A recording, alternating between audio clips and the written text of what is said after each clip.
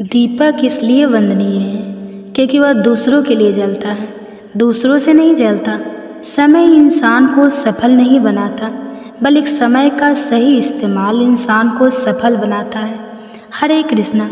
इसी सुविचार के साथ आप सभी का दिन शुभ और मंगलमय हो। आज सुनिए आगे की कथा। श्री ब्रह्मा जी कहते हैं, हे मुनिवर, कल्प के अंत में जब महासंहार आरंभ हुआ, चंद्रमा, सूर्य और वायु का नाश हो गया, अस्थावर सभी प्राणी नष्ट होने लगे। उस समय की बात बतलाता हूँ।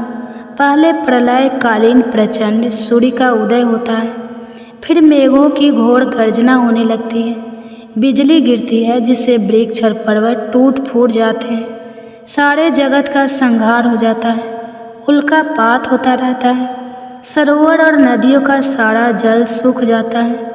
फिर वायु का सहारा पाकर सर्वथक नामक अग्नि पूरे विश्व में फैल जाती है। ऊपर से 12 सूर्य तपने लगते हैं। वह आग पृथ्वी को भेद कर रसातल में भी पहुंच जाती है और देवता, दानव तथा यक्ष को अत्यंत भय देने लगती है। पृथ्वी पर जो कुछ भी रहता है वह सबको जलाकर नागलोक को भी जला देती है और फिर क्रमशः नीचे के समस्त लोगों को तत्काल नष्ट कर देती है। ऐसे घोर महाप्रलय के समय परम धर्मात्मा मार्कंडेय अकेले ध्यान मग्न होकर बैठे हुए थे। प्रलय की अग्नि की लपट उनके पास भी पहुंची। उनके कंठ, तालु और ओठ सूख गए। उस महाभयानक अग्नि को देखकर वे भय से व्याकुल हो गए और कोई रक्षक ना पा सकने के कारण इधर उधर भागने लगे। चारों ओर अग्नि ही अग्नि थी, उन्हें कहीं भी शांति नहीं मिली। वे सोचने लगे, क्या करूं, समझ नहीं आता, किसकी शरण में जाऊं, किस प्रकार सनातन देव पुरुष शेष का दर्शन करूं। इस प्रकार एकाग्र भाव से चिंतन करते करते वे महाप्रलय के कारणभूत सनातन दिव्य पद पुरुषेर नामक वट राजा के पास पहुंच गए। उस दिव्य वट को देखकर मुनि बड़ी उतावली के साथ उसके निकट गए और उसकी जड़ पर जा बैठे। वहाँ पर ना तो काला अग्नि का भय था, ना ही अंगारों की वर्षा का, ना ही वहाँ सौता अग्नि आ सकती थी, ना ही वहाँ पर वज्रपात आदि का डर था। इसके बाद बिजली की मलाव से वशीभूत गजराज के समान कांति वाले महाग आकाश में उमड़ आए। उन्होंने पूरे आकाश को ढक लिया और इतनी वर्षा की कि पर्वत, वन और आगों सहित समस्त पृथ्वी जल राशि में डूब गई। सारी दिशाएं पानी से भर गए। मूसलाधार वर्षा करके वसुंधरा को डुबोने वाले मेघों ने उस महाप्रलय की अग्नि को बुझा दिया। इस प्रकार 12 वर्षों तक भारी वर्षा होती रही। समुद्र ने अपनी मर्यादा छोड़ दी, पर्वत गलगल कर बह गए और पृथ्वी पानी में डूब गई। इसके बाद प्रचंड आंधी उठी और उस प्रबल भंजन के वेग से सारे मेघ छीन भीन हो गए। उसके बाद भगवान विष्णु उस भयंकर वायु को पीकर एवं में शयन करने लगे। उस समस्त स्थावर जंगम का अभाव हो गया था। देवता, असुर, मनुष्य, यक्ष और राक्षस भी नष्ट हो गए थे। उस समय मार्कंडेय मुनि ने विश्राम के अनंतर श्री पुरुषोत्तम का ध्यान करने के बाद जब आंखें खोली तब पृथ्वी को जल में डूबा हुआ पाया। वह बट, वृक्ष, पृथ्वी, दिशा आदि, सूर्य, चंद्रमा, अग्नि, वायु देवता, असुर और नाग आदि कोई भी नहीं दिखाई देती थी। मार्कंडेय खुद भी जल में गोते खाने लगे। तब उन्होंने तैरना आरंभ किया। वे इधर उधर बड़े व्याकुल से भटकने लगे। उन्हें अपना कोई रक्षक नहीं मिलता था।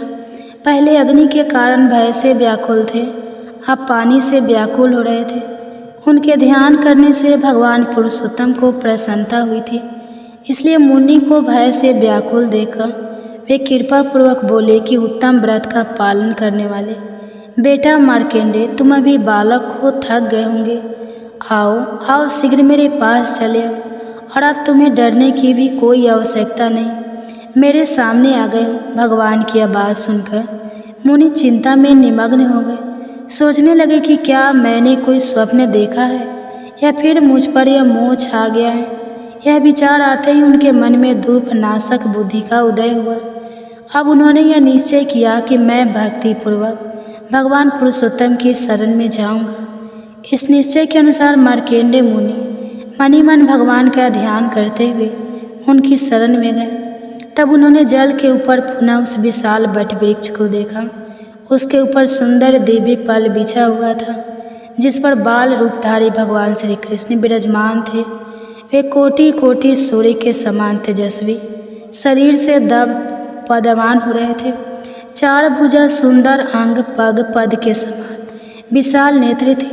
वस्त्र चिन्ह से वशीभूत वक्षस्थल और हाथों में शंख, चक्र और गदा थी। हृदय वनमाला से वशीभूत था। वे दिव्य कुंडल धारण किए हुए थे। गले में बहुत से हार शोभा पाते थे।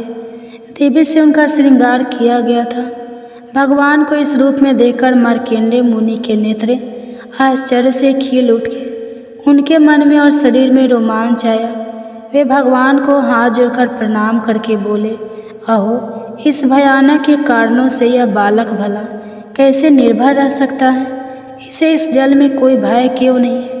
इस प्रकार मन में विचार हुए और भयानक जल राशि से इधर से उधर बह रही थी। उनकी चेतना लुप्त हो रही थी। वे अपने उद्धार के लिए व्याकुल हो गए। उस समय उन्हें बड़ा दुख हुआ। इधर वट वृक्ष पर सोया हुआ वह बालक बार सूर्य के समान प्रकाशित हो रहा था। वह अपनी महिमा में ही स्थित था। मार्कंडेय ने उस संपूर्ण तेजोमय बालक की ओर देखने में भी असमर्थ हो गए। इतना तेज उस बालक से निकल रहा था। मुनि को अपनी ओर आते देख बालक ने हंसते हुए मेघ के समान गंभीर वाणी में कहा, बेटा, जानता तो हूँ तुम बहुत थक गए हो और अपनी रक्षा के लिए मेरे पास आए हो। अब शीघ्र ही मेरे शरीर में प्रवेश कर जाओ, यहाँ तुम्हें पूरा विश्राम मिलेगा। बालक की बात सुनकर मार्कंडेय कुछ बोल ही नहीं सके। वे भगवान की माया से मोहित और विवश होकर बालक के खुले हुए मुंह में प्रवेश कर गए। उसके उदर में प्रवेश करने पर उन्होंने वहाँ अनेक जनपदों से घिरी हुई समूची पृथ्वी देखी। खारे पानी, ईख के रस, घी, दही और मीठे जल के समुद्रों को देखा। तरह तरह के वृक्षों को देखा, वनों को देखा। तरह तरह के फलों से फूलों की परिपूर्ण वनों को देखा। अनेक जीव जंतुओं से सेवित अनेक अनेक आश्चर्य से युक्त बाघ, सिंह, सूअर, चौड़ी, गाय, भैंसे, हाथी, हिरण, वानर और अन्य जीव जंतुओं से सुशोभित वह वन अत्यंत मनोहर था। इंद्र आदि अनेक देवता, सिद्ध, चारण, नागमुनि, यक्ष तथा स्वर्गवास हो से उस पर्वत की शोभा हो रही थी जहाँ पर वह वन था। इस प्रकार शोभा में सुमेरु पर्वत देखते हुए वे बालक के उदर में भ्रमण करने लगे। उन्होंने क्रमशः हिवा, हेमकूट, निषद, गंधमादन, श्वेत, दुर्धरा, नीला, कैलाश मंदिर, गिरि, महेंद्र, मलय, विद, परला सबको देखा। उन्होंने श्लोक में जितने भी चराचर भूत देखे थे सब उन्हें भगवान की कुक्षी अर्थात उदर में दिखाई दिए। अथवा बहुत कहने की क्या आवश्यकता कि ब्रह्मा जी से लेकर कीट पर्यंत संपूर्ण स्थावर जंगम जगत, भूलोक, भूअर लोक, स्वर्गलोक, महरलोक, जनलोक, तपलोक, सत्यलोक, अतल, वितल, सुतल, पताल, रसातल और मतलपुर भगवान के उदर में देख लिया। उस समय कंडेय जी के सर्वत्र ब्रह्मकड़ी गति थी। वह इधर से उधर कहीं भी बिना किसी रोक टोक के जा सकते थे। भगवान की कृपा से उनकी स्मरण शक्ति का लोप नहीं होता था। उन्हें सब कुछ याद रहता था। वे भगवान के उदर में संपूर्ण जगत को देखते हुए घूमते फिरे, किंतु उनके शरीर का तो कहीं अंत ही नहीं मिला। ब्रह्मा जी कहते हैं, हे मुनिवर, इस प्रकार स्तुति करके राजा ने समस्त कामनाओं को पूर्ण करने वाले सनातन पुरुष जगन्नाथ भगवान वासुदेव को प्रणाम किया और चिंता मग्न होकर पृथ्वी पर कोस और वस्त्र बिछाकर भगवान का ध्यान करते हुए वे उसी पर सो गए। सोते समय उनके मन में यही संकल्प था कि सबकी पीड़ा दूर करने वाले देवाधिदेव भगवान जनार्दन मुझे प्रत्यक्ष दर्शन कैसे देंगे। सो जाने पर देवाधिदेव जगतगुरु भग वासुदेव ने राजा को सपने में अपने शंख, चक्र और गदा धारण करने वाले स्वरूप का दर्शन कराया। राजा इंद्रधूमन ने बड़े प्रेम से भगवान का दर्शन किया। वे शंख और चक्र धारण किए हुए थे। उन्होंने सारंग नामक धनुष और बाण भी धारण कर रखे थे। उनका स्वरूप प्रलय कालीन सूर्य के समान दय दिव्यमान हो रहा था और वे प्रज्वलित तेज के विशाल मंडल लग रहे थे। उनका श्री अंग नीले पुखराज के समान श्याम था। वे गरुड़ के कंधे पर विराजमान थे और उनकी 8 भुजाएं शोभा पा रही थी। दर्शन देकर भगवान ने राजा से कहा, राजन, तुम्हें साधुवाद है। तुम्हारे इस दिव्य यज्ञ से, भक्ति से और श्रद्धा से मैं बहुत संतुष्ट हूँ। हे राजन, तुम व्यर्थ क्यों सोच में पड़े हो? यहाँ जो संसार में पूजने योगी सनातनी प्रतिमा है, उसकी प्राप्ति का उपाय तुम्हें बतलाता हूँ। आज की रात बीतने पर निर्भर प्रभात में, अर्थात सुबह के समय जब सूर्योदय हो, उस समय अनेक प्रकार के वृक्षों से सुशोभित समुद्र के जल प्रात में, जहाँ तरंगों से प्रेरित महान जल की राशि दिखाई देती है, वही एक बहुत बड़ा वृक्ष खड़ा है, जिसका कुछ भाग तो जल में है और कुछ धरती में है। वह समुद्र की लहरों से आहत होने पर भी कांपता नहीं है। तुम हाथ में कुल्हाड़ी लेकर लहरों के बीच से अकेले ही वहाँ चले जाना, तुम्हें वह वृक्ष दिखाई देगा। मेरे बताए अनुसार उसे पहचान कर बिना किसी शंका से उस वृक्ष को काट डालना। उसे काटते समय तुम्हें कोई अद्भुत वस्तु भी दिखाई देगी। उसी से सोच विचार कर तुम देवी प्रतिमा का निर्माण करो और मुँह में डालने वाली चिंता को बिल्कुल छोड़ दो। ऐसा कहकर महाभागे हरि स्वप्न में अदृश्य हो गए। वह स्वप्न देखकर राजा को बड़ा आश्चर्य हुआ। उस रात को देखते हैं भगवान में मन लगाकर उठ बैठे और वैष्णव मंत्र और विष्णु सूत का जप करते लगे।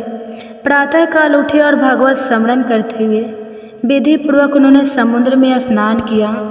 फिर ब्राह्मणों को नगर और गांव आदि दान में देकर अपने पुरवाना कृत करके समुद्र के तट पर चले गए। वहाँ अकेले ही महाराज ने समुद्र की महावेद किया और उस तेजस्वी महावृक्ष को देखा। बहुत ऊंचा वृक्ष था और उससे बड़ी बड़ी जट लटक रही थी। उसे देखकर राजा इंद्रधूमन बहुत प्रसन्न हुए। उन्होंने तीखे फरसे से उस वृक्ष को काट गिराया और उसके 2 टुकड़े करने का विचार किया। फिर जब उन्होंने उस लकड़ी का भलीभांति निरीक्षण किया, तब एक अद्भुत बात उन्हें दिखाई दी। श्री विश्वकर्मा जी और भगवान विष्णु दोनों ब्राह्मण का रूप धारण वहाँ आए। उनके कंठ में दिव्य हार और शरीर में दिव्य अंगराग शोभा पा रहे थे। दोनों अपने तेज से प्रज्वलित हो रहे थे। राजा के पास आकर उन्होंने पूछा, महाराज, आप यहाँ कौन सा कार्य करेंगे? किस लिए आपने इस पेड़ को काट गिराया है? उन दोनों की बात सुनकर राजा बहुत प्रसन्न हुए। उन्होंने मीठी वाणी में उत्तर दिया, मैं यहाँ आदि अंत से रही देवाधिदेव जगदीश्वर भगवान विष्णु की आराधना के लिए प्रतिमाएं बनवाना चाहता हूँ। इसके लिए स्वयं भगवान ने मुझे स्वप्न में प्रेरित किया है। राजा की यह बात सुनकर भगवान जगन्नाथ ने हंसकर कहा, महाराज, आपका विचार तो बड़ा उत्तम है। इसके लिए आपको धन्यवाद है। यह भयंकर संसार सागर केले के पत्ते की तरह सारहीन है। इसमें दुख की ही अधिकता है। काम क्रोध इसमें पूरी तरह से भरे हुए हैं। इंद्रिय रूपी भंवर और कीचड़ के कारण यह अत्यंत दुस्सह है। नाना प्रकार के सैकड़ों रोग यहाँ भंवर के समान है। महाभाग्य में हम दोनों के साथ बैठिए। यह मेरे साथी एक श्रेष्ठ शिल्पी है। ये सब प्रकार के शिल्प कर्म अर्थात मूर्ति कला में साक्षात विश्वकर्मा जी के समान निपुण है। आप किनारा छोड़कर चले आइए। यह मेरे बताए अनुसार प्रतिमा तैयार कर देंगे। अब देखिए, भगवान खुद ही राजा इंद्रधूमन से बता रहे हैं कि किस प्रकार प्रतिमाओं का निर्माण करना है। ब्राह्मण की बात सुनकर राजा इंद्रधूमन समुद्र का किनारा छोड़कर उनके पास चले गए और वृक्ष की शीतल छाया में बैठ गए। इसके बाद ब्राह्मण रूपधारी विश्वात्मा भगवान ने शिल्पी जी का आज्ञा दी कि तुम प्रतिमा बनवाओ। भगवान श्री कृष्ण का रूप परम शांत हो। उनके नेत्र पग पद के समान विशाल होना चाहिए। विवक्षित वस्त्र चिन्ह तथा कौस्तुभ मणि और हाथों में शंख चक्र गदा धारण किए हो। क्या आप में से कभी किसी ने जगन्नाथ भगवान जी के मंदिर में जाकर उनके दर्शन किए हैं? अगर आपके दर्शन किए हो सके तो कमेंट्स बॉक्स में ज़रूर बताइएगा। भगवान राजा को आगे बताते हुए कहते हैं, वे कौस्तुभ मणि हाथों में शंख चक्र और गदा धारण किए हो। दूसरी प्रतिमा का विग्रह दूध के समान एकदम गोरा हो, उसमें स्वास्तिक का चिन्ह होना चाहिए। वे अपने हाथ में हल धारण किए हुए, उनका नाम महाबली अनंत अर्थात बलराम जी होगा। देवता, दानव, गंधर्व, यक्ष, विद्याधर और नाग कोई भी उनका अंत नहीं जानते, इसलिए वे भगवान अनंत कहलाते हैं। सुनो राजन, तीसरी प्रतिमा भगवान वासुदेव की बहन सुभद्रा देवी की होगी।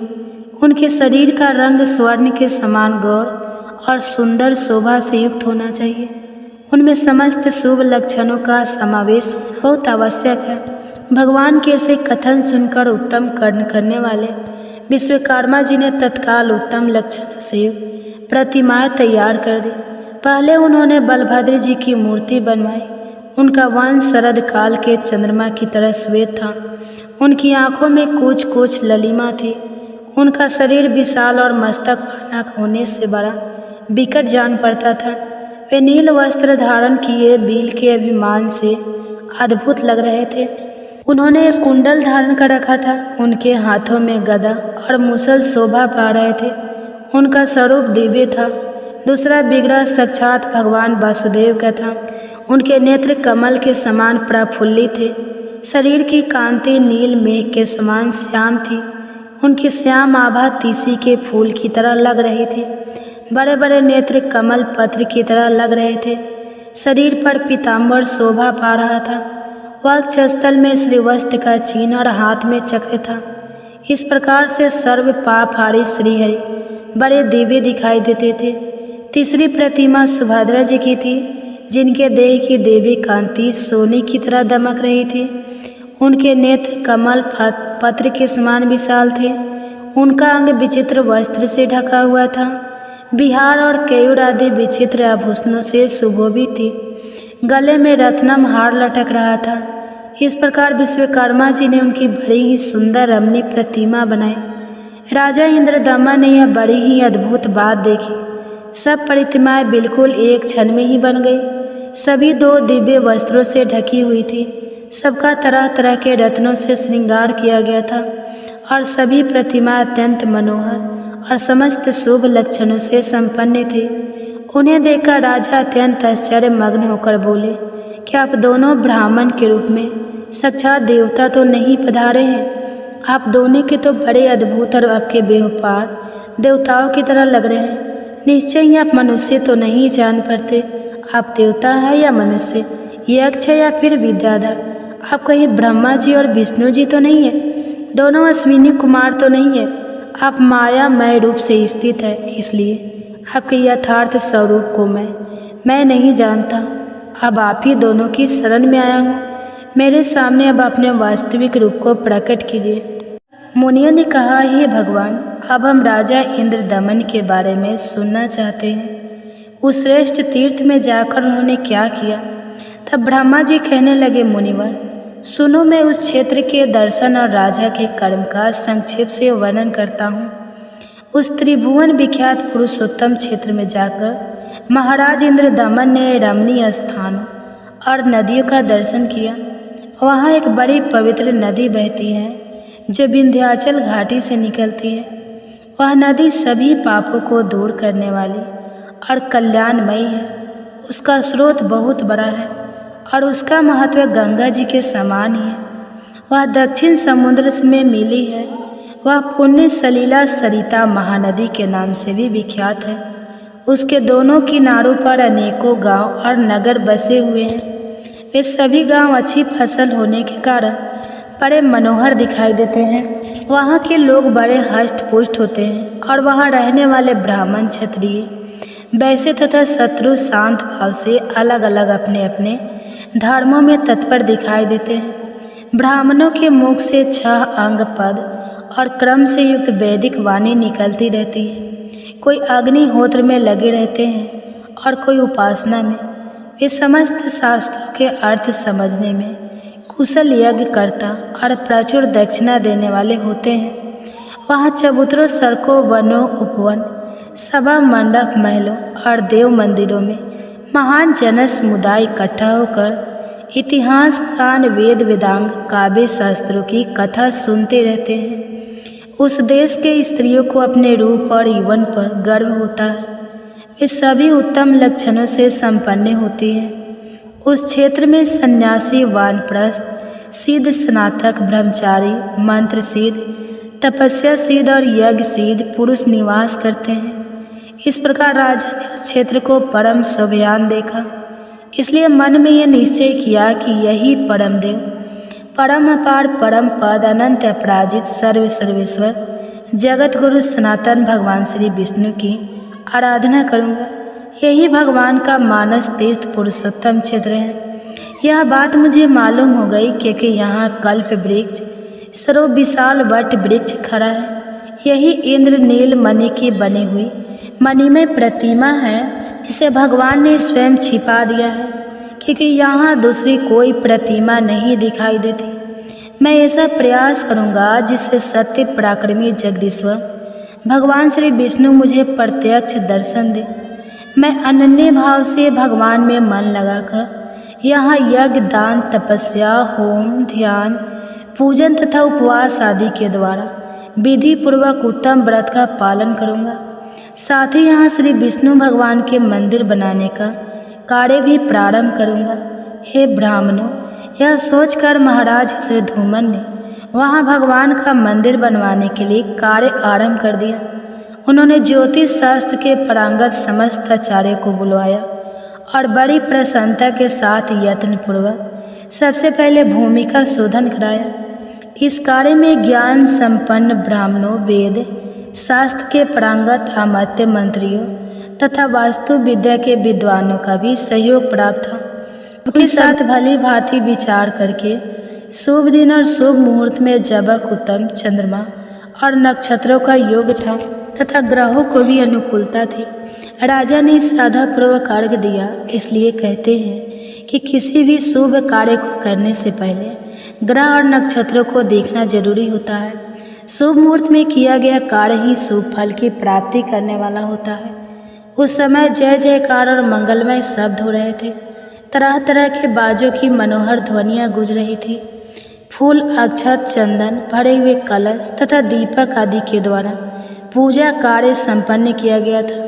इस प्रकार अर्घ्य दान देकर महाराज इंद्र ने सूरवीर कलिंग राज, उत्कल राज और कौशल राज को बुलाकर कहा, हे राजाओं, तुम सब लोग एक ही साथ मंदिर के निर्मित शिला ले जाने के लिए जाओ। अपने साथ प्रधान शिल्प को भी, जो शिला खोदने के काम में निपुण हो, साथ ले जाओ। विद्या चक्र भी है, उसमें सभी शिखरों को भली भांति देखकर सुंदर सुंदर शिला वे कटवाओ, छड़वाओ पर लाद करके लाओ, देर मत करो।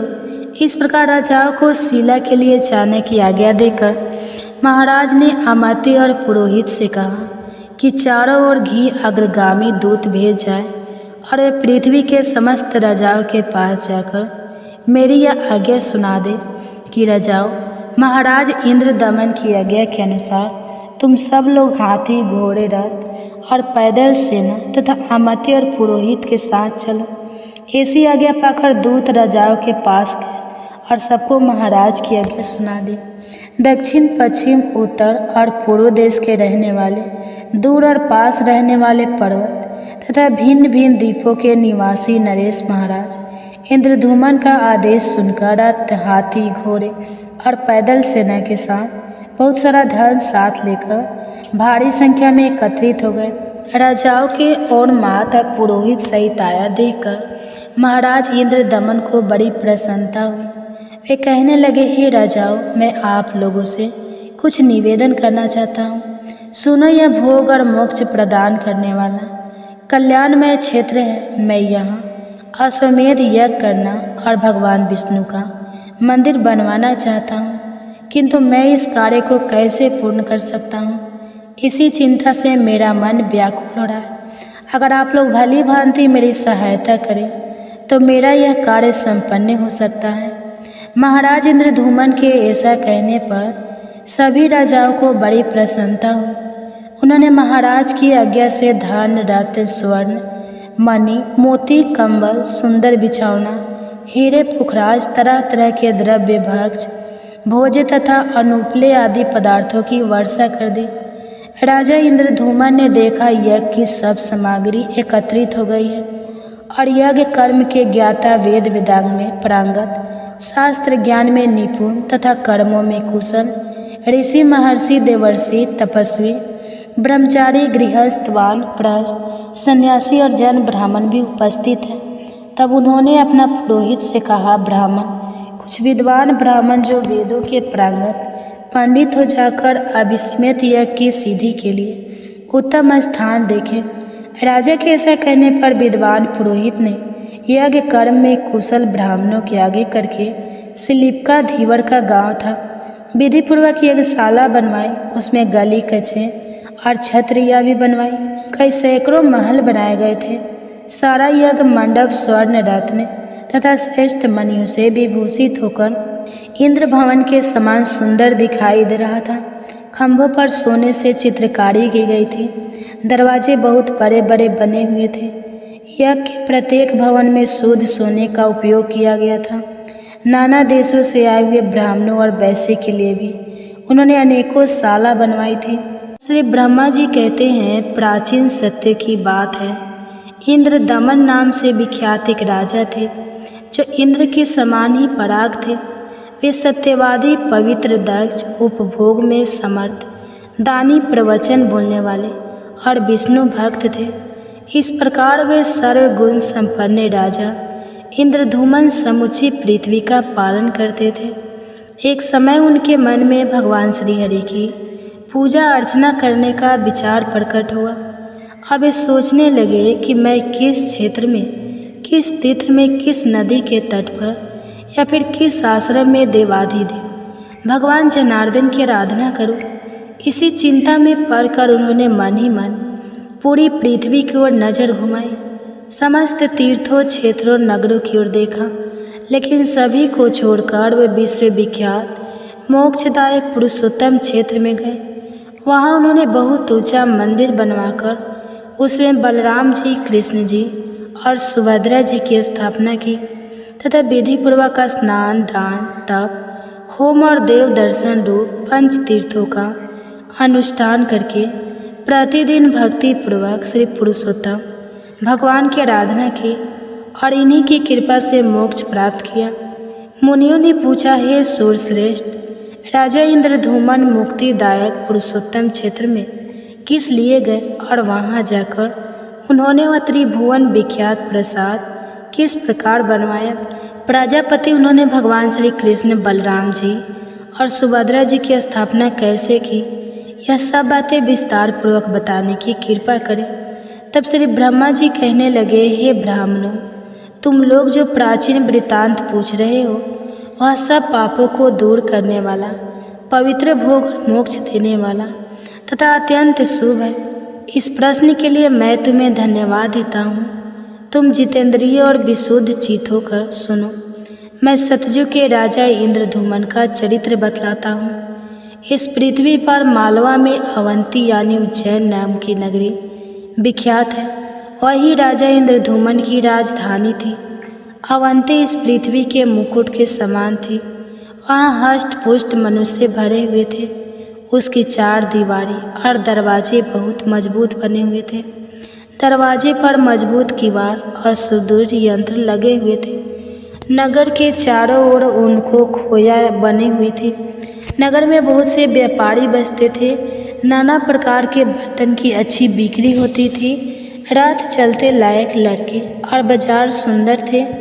राहों से चारों ओर जाने के लिए मार्गों का अच्छी तरह से बंटवारा हुआ था। अनेकों घर और गोपुर बने हुए थे। बहुत सी गलियां उस नगर की शोभा बढ़ाती थी।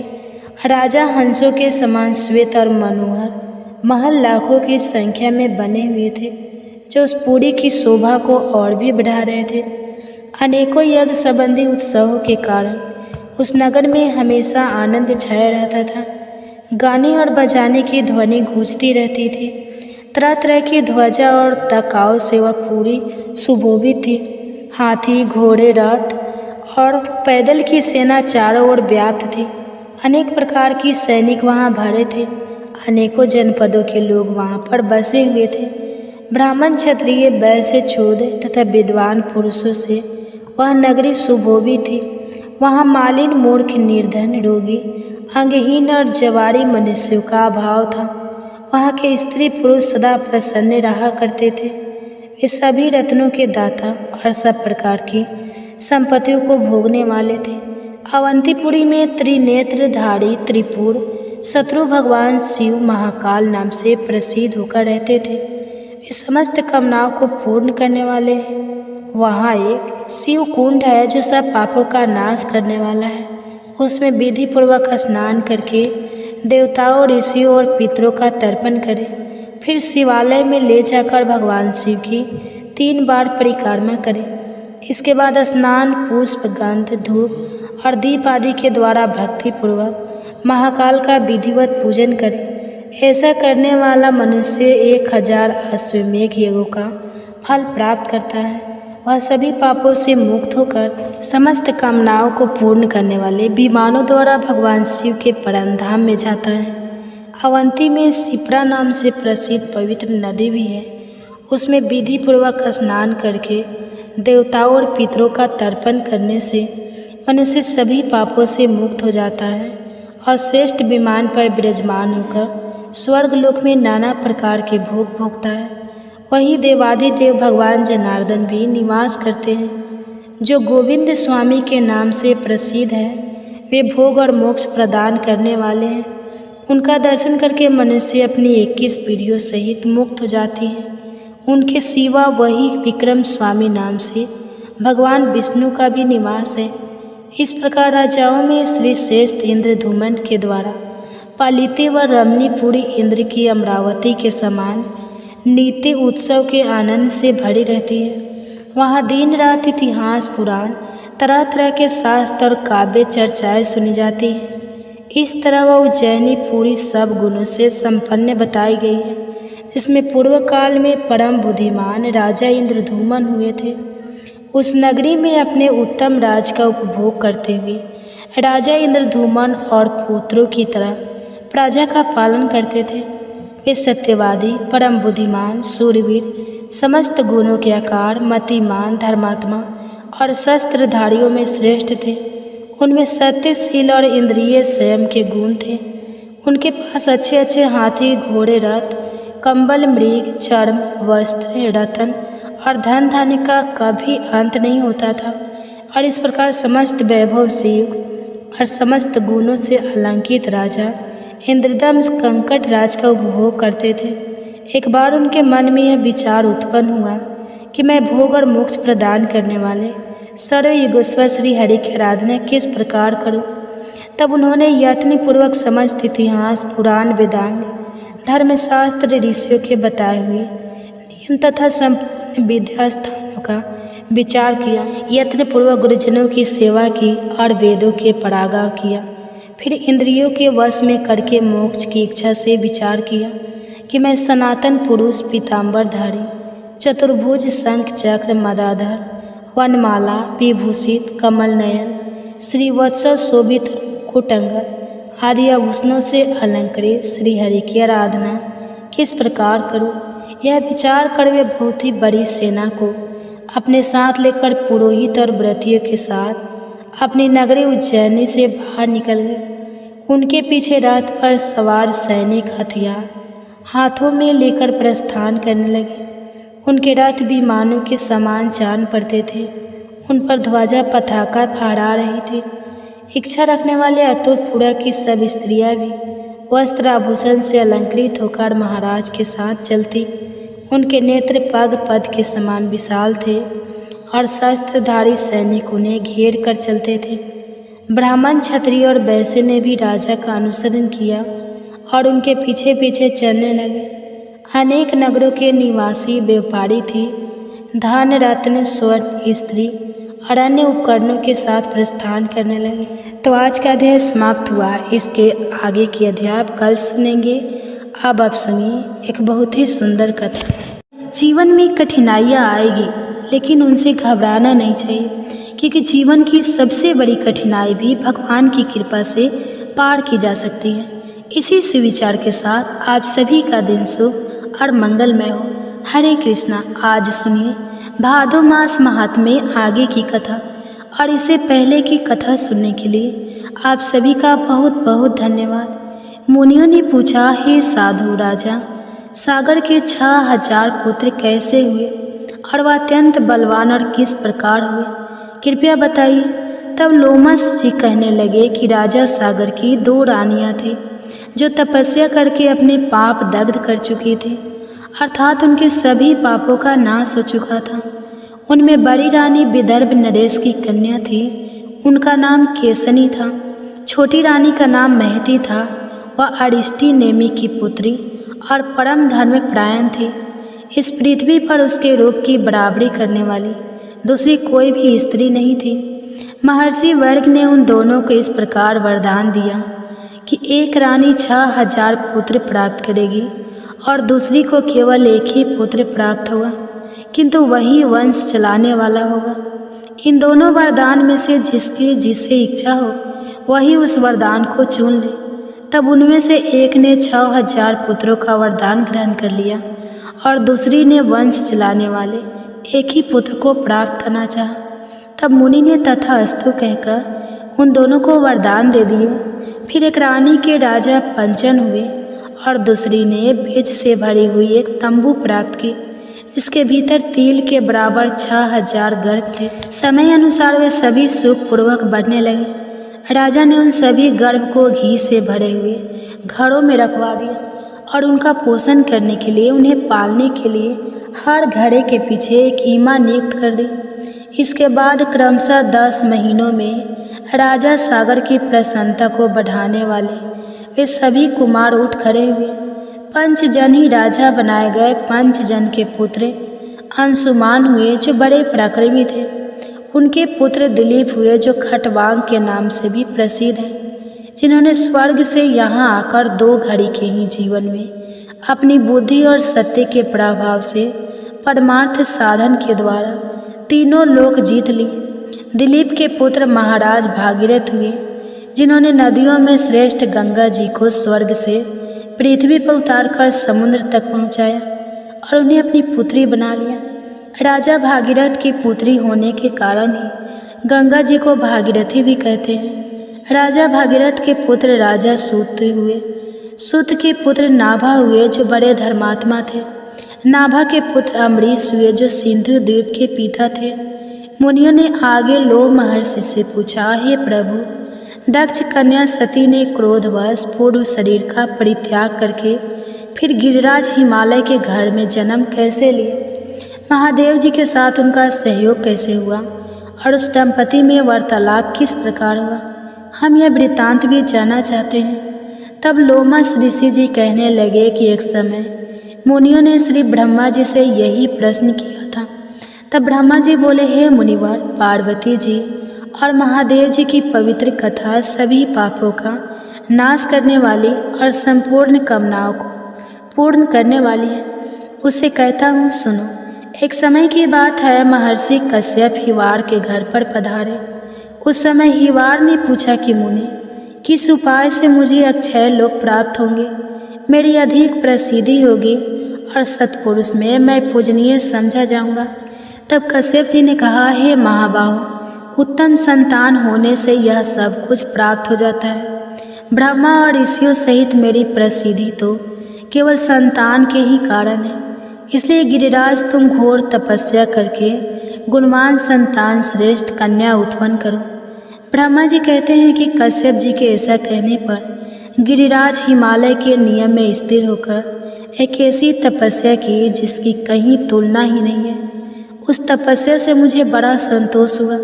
तब मैंने उनके पास जाकर कहा कि उत्तम व्रत को पालन करने वाले हे गिरिराज, अब मैं तुम्हारी इस तपस्या से संतुष्ट हूँ, तुम इच्छा अनुसार वर मांगो। हिमालय ने कहा, भगवान, मैं सभी गुणों से सुशोभित संतान चाहता हूँ। अगर आप मुझ पर संतुष्ट हैं तो ऐसा ही वर दीजिए।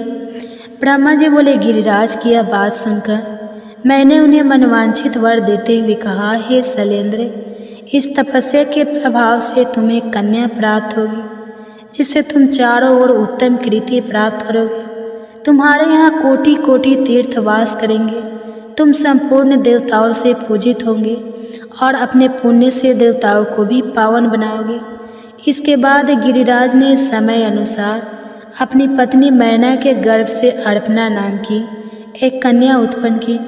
अर्पणा बहुत समय तक निराहार रही। उसे उपवास करने से रोकते हुए माता ने एक दिन कहा कि बेटी उमा अर्थात ऐसा मत करो। उस समय वे मात्र स्नेह से बहुत दुखी हो रही थी, क्योंकि उनकी कन्या बिना कुछ खाए पिए उपवास में लीन थी।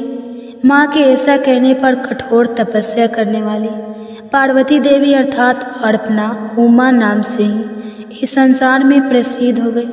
पार्वती जी की तपस्या से तीनों लोग सतपथ उठे। तब मैंने उसे कहा, देवी क्यों इस कठोर तपस्या से तुम संपूर्ण लोगों को संताप दे रही हो? कल्याण तुम्ही ने तो इस संपूर्ण संसार की सृष्टि की है, स्वयं ही से रचकर अब इसका विनाश तो मत करो। हे जगन माता, आप अपने तेज से संपूर्ण लोकों को धारण करती हो, फिर कौन ऐसी वस्तु है जिसे आप इस समय तपस्या के द्वारा प्राप्त करना चाहती हो? वह हमें बतलाओ। तब देवी ने कहा, पितामह, मैं जिसके लिए तपस्या करती हूँ उसे तो आप भली भांति जानते हैं, फिर मुझसे क्यों पूछ रहे हैं? तब मैंने पार्वती से कहा, हे सुभे, तुम जिनके लिए तप करती हो वह स्वयं ही तुम्हारा वर्ण करेंगे। भगवान शंकर ही सर्वश्रेष्ठ पति हैं, वे संपूर्ण लोकेश्वर के भी ईश्वर हैं। हम सदा ही उनके अधीन रहने वाले किंकर हैं। देवी, वे देवताओं के भी देवता परमेश्वर और स्वयंभू है। उनका स्वरूप बहुत ही उदार है और उनकी बराबरी करने वाला कहीं कोई भी नहीं है। इसके बाद हे मुनिवर, देवताओं ने आकर परम सुंदरी पार्वती जी से कहा, हे देवी, भगवान शंकर थोड़े ही दिनों में आपकी स्वामी होंगे, अब इसके लिए आप तपस्या मत कीजिए। ऐसा कहकर देवताओं ने गिरिराज कुमारी की परिक्रमा की और वे वहाँ से अंतर ध्यान हो गए।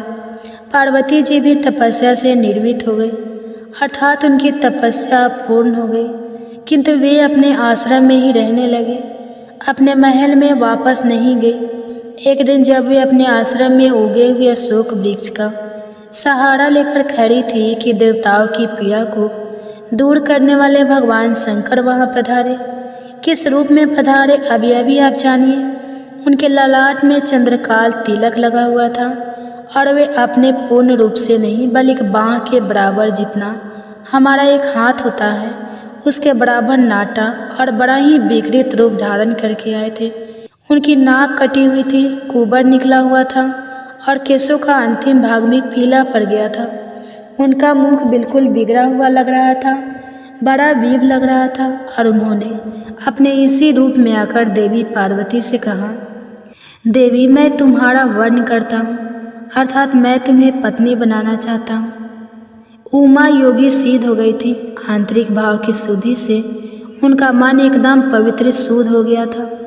वे समझ गए कि साक्षात भगवान शंकर ही यहाँ पधारे हैं। तब उनकी कृपा प्राप्त करने की इच्छा से पार्वती जी ने अर्घ्य पाद और मधुर पढ़ के द्वारा उनका पूजन करके कहा, भगवान, मैं स्वतंत्र नहीं हूँ, घर में मेरे पिता मालिक हैं, वे ही मुझे देने में समर्थ है, मैं तो उनकी हूँ। यह सुनकर देवाधिदेव भगवान शंकर ने उस विकृत रूप में ही गिरिराज हिमालय के पास जाकर कहा, शैलेंद्र, मुझे अपनी कन्या दीजिए।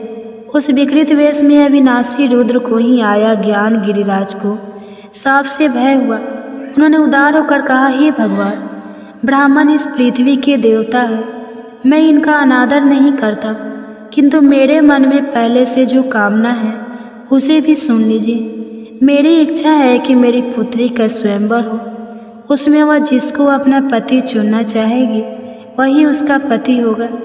हिमालय की यह बात सुनकर भगवान शंकर ने देवी के पास आकर कहा कि देवी, तुम्हारे पिता ने स्वयंवर होने की बात कही है, उससे तुम जिसका वर्णन करोगी वही तुम्हारा पति होगा। उस समय तुम किसी रूपवान को छोड़कर मुझ जैसे आरोगी का वर्णन भला कैसे कर सकोगे, क्योंकि भगवान शिव वहाँ पर विकृत रूप में देवी पार्वती की और उनके पिता की परीक्षा ले रहे थे। ऐसा कहने पर पार्वती जी ने उनकी बातों पर विचार करते हुए कहा, महाभागे, विचार नहीं करना चाहिए, मैं तो आपका ही वर्णन करूँगी, इसमें कोई भी अनोखी बात नहीं है। या फिर अगर आपको मुझ पर संदेश है तो मैं भी यही आपका वर्णन कर लेती हूँ। ऐसा कहकर पार्वती जी ने अपने हाथों से अशोक का गुच्छा लेकर भगवान शंकर के कंधे पर रखा और कहा, देव, मैंने आपका वर्णन कर लिया है, भगवती प्राप्ति के इस प्रकार वर्ण करने पर भगवान शंकर ने उस अशोक वृक्ष को अपनी वाणी से संजीव करते हुए कहा। तो इसके आगे क्या हुआ हम जानेंगे इसी भाद्रपद मास के अगले अध्याय में। तब तक के लिए आप सुनिए भगवान शंकर की एक सुंदर कथा।